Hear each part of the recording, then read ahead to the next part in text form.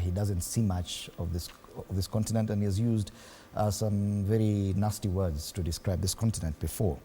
Given the kind of international play we see, especially with what may be described as a renewed scramble for Africa, the Chinese, BRICS, and the rest, what would a reluctant American president mean to that dynamic? Yeah, it's very interesting. At times, I wonder whether Trump really does understand Africa, that there is a huge potential in the continent, and perhaps by the year 2050, 1/3 of the workforce in the world will come from Africa. But nonetheless, he seems not to think much of us, and that seems to be resonating very well with the people. Mm-hmm. For the first time, a Republican got majority of the votes, and also the Electoral College, votes, of course, to seize the presidency.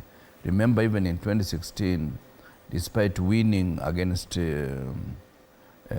Hillary Clinton, he never got the popular vote. Mm-hmm. Hillary was ahead of him by more than, I think, 5,000 votes, 5 million votes. Mm-hmm. So it tells you Americans generally don't think much of the rest of the world, or don't think much about us. And that inward looking is what is making Trump a popular candidate. This therefore means we in Africa must also learn to tighten our belts, reduce the excesses of corruption, reduce the excesses of trying to make life unbearable for people, including what Mheshimiwa said, issues of abductions.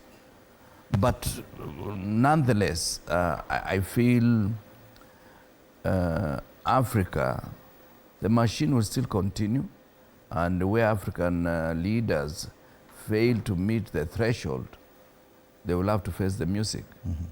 That is something that at times you look at it may be negative, but also it is also positive for us not to be reliant on other forces when we at home, we are wasting our own resources. Mm-hmm. Yeah.